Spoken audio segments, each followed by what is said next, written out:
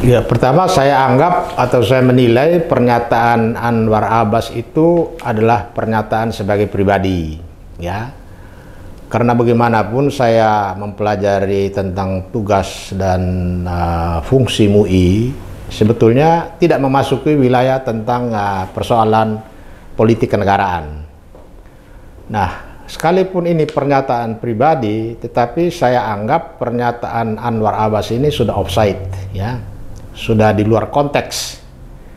Pertama, dia menyatakan bahwa Jokowi cukup 2 periode karena rakyat sudah muak. Rakyat yang mana? Ya, pertanyaannya adalah rakyat yang mana? Dan Anwar Abbas tidak pernah menjadi representasi dari kelompok rakyat banyak, ya. Apalagi dia berbicara atas nama pribadi. Jadi kalau dia hanya berbicara atas nama pribadi, pikirannya sendiri, kemudian mengatasnamakan rakyat atau menyebut-nyebut rakyat sudah muak, itu dia sudah memanipulasi kehendak rakyat, memanipulasi kondisi real masyarakat saat ini. Karena kita tahu bahwa Presiden Jokowi berkunjung ke daerah kemana saja selalu dielu-elukan rakyat. Ya, rakyat tidak pernah menyatakan suaranya atau pandangannya bahwa Pak Jokowi kami sudah tidak suka lagi atau kami sudah muak, kami minta Pak Jokowi cukup 2 periode. Dan Jokowi juga tidak pernah minta supaya jabatannya diperpanjang. UUD 45 kita pun sampai dengan hari ini ketentuannya bahwa presiden itu hanya 2 periode.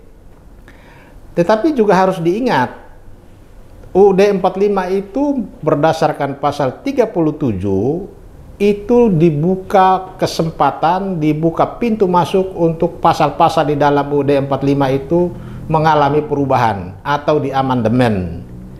Dan untuk mengamandemen UUD 45 atau pasal-pasal di dalam UUD 45 itu, semua pasal di dalam UUD 45 itu bisa diubah. Kecuali pasal 37A ayat 5 tentang bentuk negara kesatuan Republik Indonesia tidak dapat diubah. Hanya itu tok yang tidak boleh diubah. Lain dari itu, semua pasal mempunyai derajat yang sama. Jadi, kalau Anwar Abbas menyatakan cukup 2 periode, itu Anwar Abbas sudah berpendapat yang bertentangan dengan kehendak konstitusi. Kalau besok, katakanlah MPR berdasarkan hasil monitoring, ya, atau mereka menyerap aspirasi dari masyarakat, ya, atau berdasarkan suatu jajak pendapat, kemudian mayoritas rakyat menghendaki bahwa pasal UUD 45 harus diamandemen karena mereka masih menghendaki Jokowi untuk tambah 1 periode. Apakah kita bisa larang? Apakah Anwar Abbas bisa menghentikan itu? Tidak bisa. Kalau rakyat menghendaki, itulah demokrasi. Kalau dia mewanti-wanti, dia khawatir bahwa kalau diperpanjang lebih dari 2 periode lalu itu merusak demokrasi. Justru dia berpikir terbalik. Sepanjang rakyat menghendaki dan itu dilakukan oleh MPR, maka itulah demokrasi. Itulah cermin kedaulatan rakyat yang ada di tangan MPR. Karena konstitusi kita menyerahkan sepenuhnya kepada wewenang MPR untuk merubah atau mengamandemen UUD 45. Jadi sangat tidak etis dan berlebihan kalau Anwar Abbas mengatasnamakan rakyat sudah muak, kemudian tanpa didukung data, dia menyatakan cukup 2 periode. Mau 2 periode atau mau lebih, ya kita serahkan mekanisme itu sesuai dengan konstitusi. Dan ini kan masih bergulir bahwa Jokowi menyatakan dia tidak setuju, silakan. Tapi kalau konstitusi menghendaki, rakyat mendukung, rakyat mau, saya kira Jokowi akan kembalikan kepada konstitusi. Karena Jokowi juga tahu bahwa untuk merubah UUD 45, untuk memperpanjang jabatan mau berapa kali pun, itu bukan di tangan Jokowi. Tapi itu adalah kedaulatan rakyat. Untuk dia menjadi agenda pembahasan di dalam sidang MPR, dia harus didukung oleh sekian persen ya. Dia harus didukung oleh kurang lebih sepertiga dari anggota MPR. Hanya bisa menjadi pembahasan di agenda sidang MPR kalau diusulkan oleh sepertiga anggota DPR, MPR. Kemudian usul-usul dari pasal-pasal yang mau diubah itu hanya bisa dilakukan perubahan setelah anggota MPR hadir dalam jumlah sekurang-kurangnya 2/3. Untuk dia menjadi pembahasan saja harus 2/3 anggota MPR yang hadir. Dan untuk sampai jatuh kepada persetujuan bahwa pasal ini kita rubah dan perubahannya seperti ini, harus disetujui oleh 50% plus 1 dari jumlah anggota MPR seluruhnya. Jadi ada syarat yang dibuka tetapi diperketat. Nah, itulah untuk menjamin kualitas demokrasi. Bukan asal jadi. Begitu. Jadi tidak ada alasan untuk sikap seperti yang dinyatakan oleh Anwar Abbas.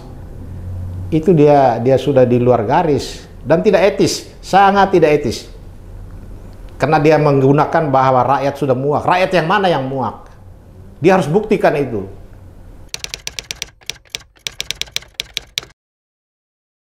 Nah, konstitusi UUD 45 kita selama kekuasaan Orde Baru berlangsung itu betul-betul diperketat, ya. Kekuasaan Soeharto sampai dengan 32 tahun, ya. Karena Soeharto betul-betul menjaga jangan sampai UUD 45 itu mengalami amandemen, walaupun di dalam pasal 37 itu, ya, juga mengatur tentang perubahan terhadap UUD 45.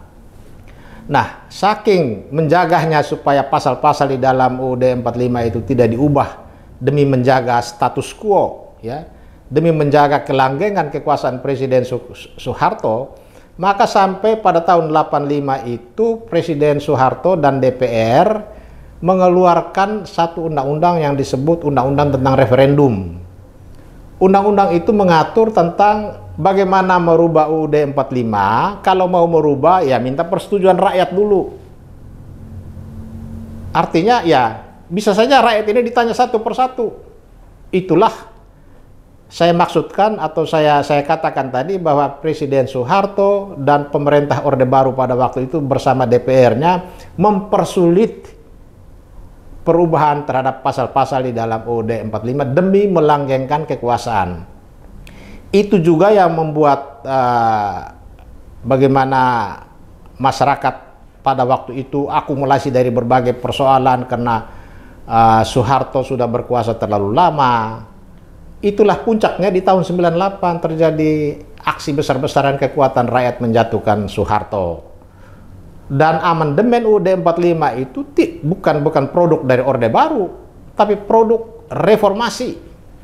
Ketika Soeharto jatuh, Presiden kita Jokowi, Presiden kita Gus Dur, Wakil Presidennya Megawati, DPR hasil reformasi, terjadilah amandemen UUD 45. Kalau saya tidak salah terjadi beberapa kali amandemen.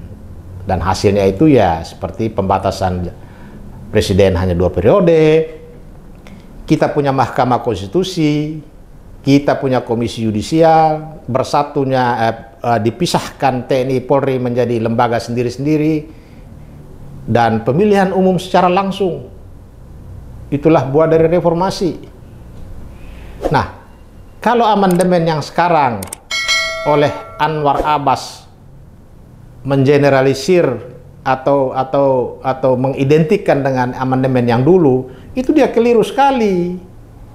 Amandemen yang sekarang muncul itu kan kaitan dengan situasi negara yang menghadapi ancaman COVID-19. Semua kekuatan, semua potensi, semua anggaran belanja semua difokuskan kepada penanganan COVID. Sehingga kalau misalnya sekarang ini kita lakukan pemilu, biayanya sangat besar, berapa triliun.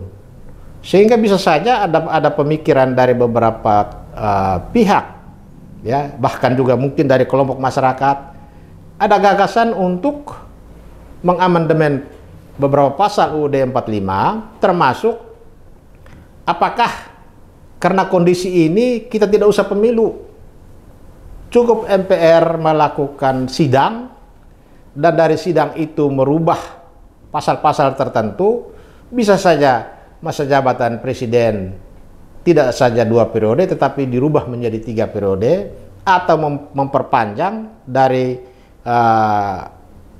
periode kedua ditambah 3 tahun, 2 tahun, atau 4 tahun. Semua bisa saja. Karena itu kan rumusannya diatur jelas di dalam konstitusi. Jadi amandemen pada saat sekarang ini yang diwacanakan, itu sejarahnya jauh berbeda dengan sejarah amandemen pada tahun 98. Beda, tidak bisa dia samakan. Kalau dulu kita wanti-wanti, ya bisa saja karena memang terjadi gejolak ya, terjadi amuk massa. Tapi kalau amandemen sekarang atau nanti dilakukan, tentu MPR, seluruh masyarakat juga kan ada mekanisme yang bisa digunakan untuk menyerap aspirasi masyarakat. Apakah rakyat Indonesia setuju terjadi perubahan terhadap UUD 45 sepanjang menyangkut pasal tentang masa jabatan presiden ditambah 1 periode? Kalau rakyat menghendaki, siapa yang bisa bendung? Siapa yang bisa larang? MPR pun tidak akan bertindak di luar kehendak rakyat. Apalagi di dalam ketentuan pembentukan peraturan perundang-undangan, itu salah satu konsideransinya menyatakan bahwa pembentukan suatu peraturan perundang-undangan harus merepresentasikan kedaulatan rakyat. Artinya, merubah pasal-pasal di dalam baik UUD 45 maupun undang-undang itu harus sesuai dengan aspirasi rakyat. Makanya dikatakan bahwa suatu undang-undang atau undang-undang dasar, dia harus sah secara sosiologis, secara filosofis, dan secara yuridis. Karena itu tadi, kita ini kan rakyat beragam. Jadi semua kepentingan harus terakomodir di dalam kebijakan-kebijakan yang akan dirumuskan, termasuk merubah pasal-pasal di dalam UUD 45. Jadi sangat fleksibel dan tidak ada hal yang salah. Kita kembalikan kepada kehendak rakyat, bukan kehendak Anwar Abbas.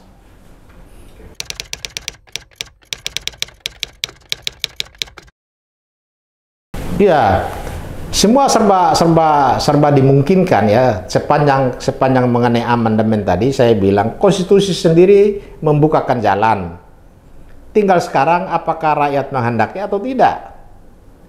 Dan kalau kita lihat dari dinamika yang berkembang sekarang, yang menyatakan tidak setuju kan baru Pak Jokowi. Iya toh? Rakyat belum menyatakan pendapatnya apakah setuju atau tidak. Yang menyatakan tidak setuju, bahkan tidak menghendaki, itu baru pernyataan Presiden Jokowi dan Anwar Abbas. Tapi suara mayoritas rakyat atau seluruh rakyat Indonesia belum menyatakan kehendaknya. Rakyat masih konsentrasi kepada pemenuhan kebutuhan sehari-hari kok. Dan kebutuhan sehari-hari itulah yang menjadi konsentrasi dari Presiden Jokowi dan jajarannya, bagaimana mengurusi perut rakyat seluruh Indonesia. Orang tidak berpikir tentang 2024. Yang meributkan 2024 ini kan elit-elit, termasuk Anwar Abbas.